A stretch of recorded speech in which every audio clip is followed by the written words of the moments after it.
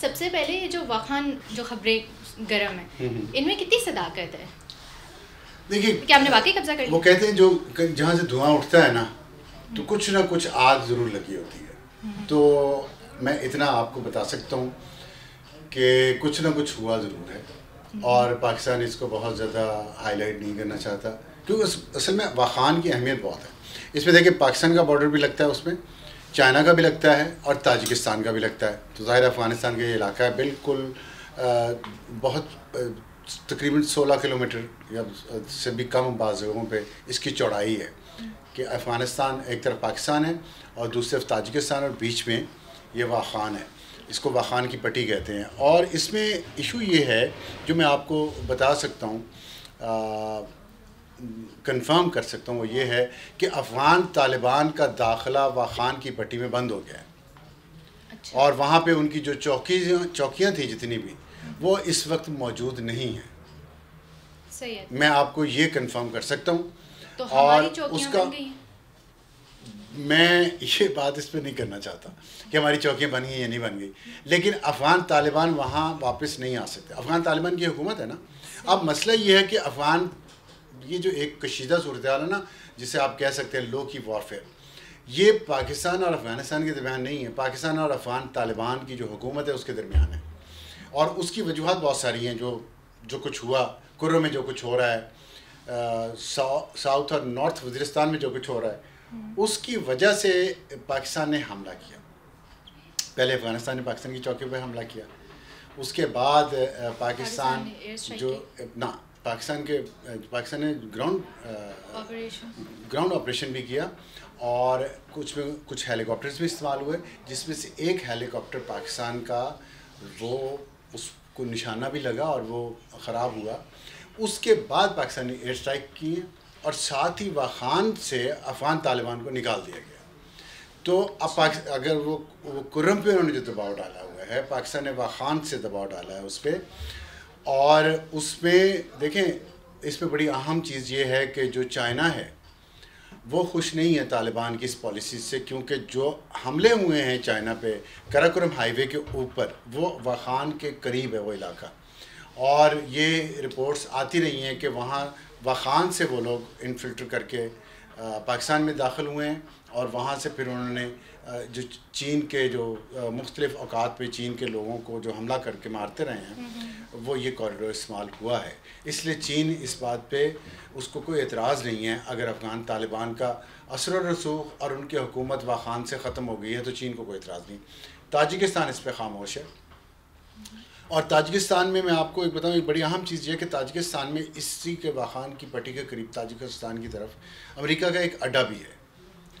तो ये जो है ना, इसलिए ताजिकिस्तान का रद्द-ए-अमल जो है वो अहम है, क्योंकि उससे पता चलेगा कि अमेरिका कैसे सोच रहा है। अब प्रॉब्लम ये है कि मैंने एक दिन पहले भी आपको बताया था कि कश्मीर से लेकर खैबर पख्तूनख्वा नीचे बलूचिस्तान तक पाकिस्तान को एक तकरीबन घेरा डाला हुआ है। ये अगर आप इसको एक और नज़र से देखें ना, तो ये सी पैक है सारा, ये सी पैक का रूट है, और तमाम जो फोकस होना है सी पैक का वो यहीं पे है। और कश्मीर का जो है, कश्मीर का उसमें ये है कि कश्मीर से जो नीलम वैली है, नीलम वैली से एक रास्ता जाना है स्कर्दू, जैसे शारा ये कराकोरम हाईवे है ना जो गुजरात से चीन में दाखिल होती है, इसी तरह एक और रास्ता जो है वो नीलम वैली से स्कर्दू जाएगा, और स्कर्दू से वो चीन की तरफ उसका रूट उन्होंने निकाला हुआ है।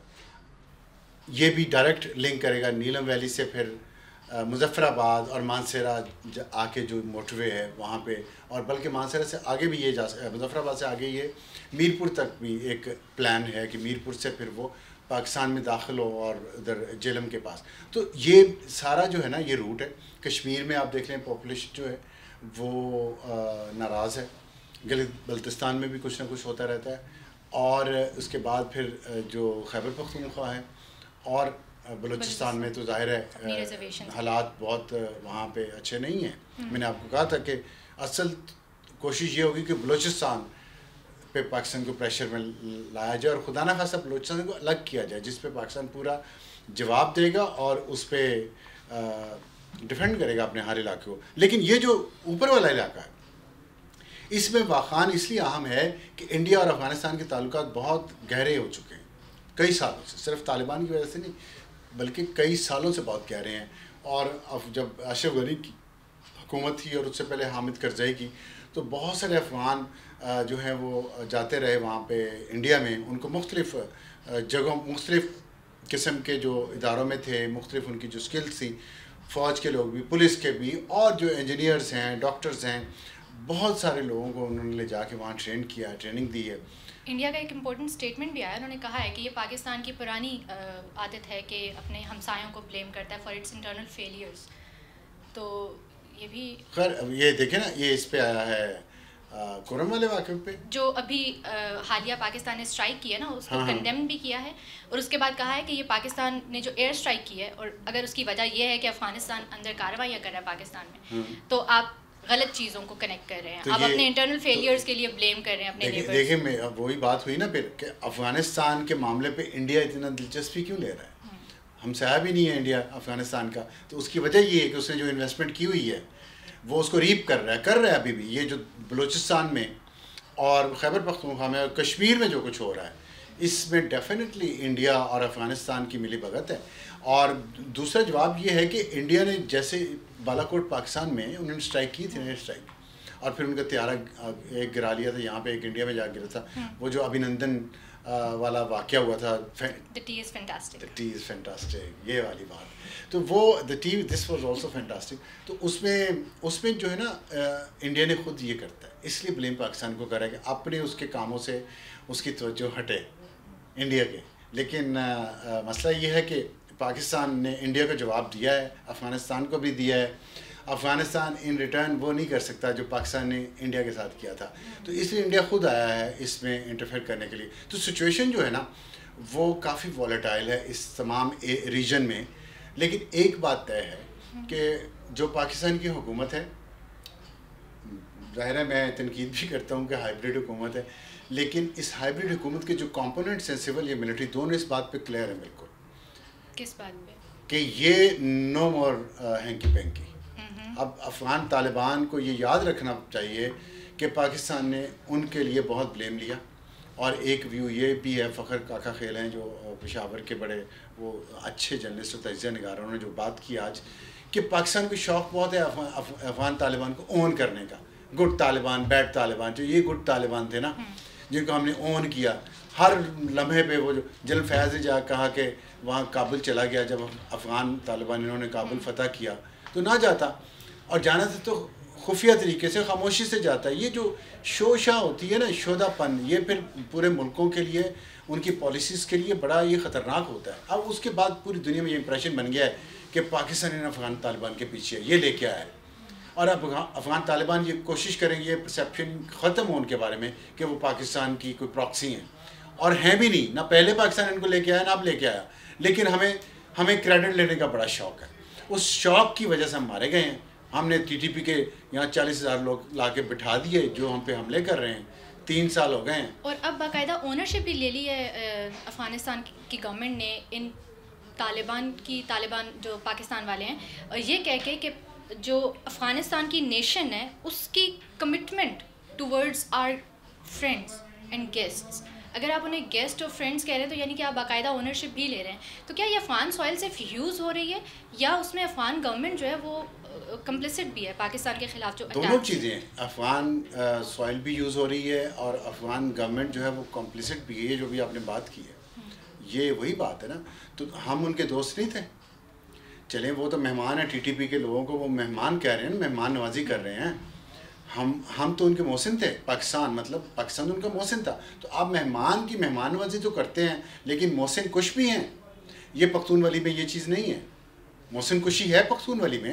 ये अफ़गान तालिबान हुकूमत से मैं पूछता हूँ कि आप मेहमान नवाजी तो कर रहे हैं, अच्छी बात है, लेकिन वो मेहमान आपके मोहसिन को कत्ल किया जा रहा है, रोज़ाना कत्ल किया जा रहा है, उसके बच्चों को मार रहा है, उसके औरतों पे हमले कर रहा है, उस पर आपको कोई इतराज़ नहीं हो रहा, आप उसे खाना भी खिला रहे हैं, थपकियाँ भी दे रहे हैं।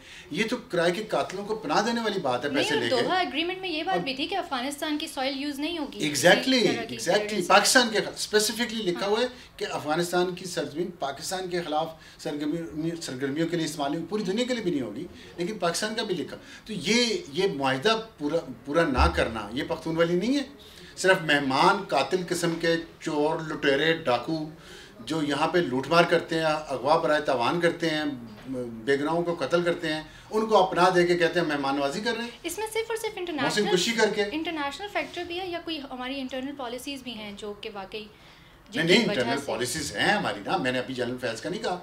देखिए जनरल बाजवा ने क्या किया, जनरल बाजवा, फैज़ ने और इमरान खान तीनों ने, इन्होंने बड़ी ज़्यादती की जब उन तालिबान को वापस ला गया बिठाया TTP को, वो बहुत बड़ी ज़्यादती की और ये तीनों चले गए।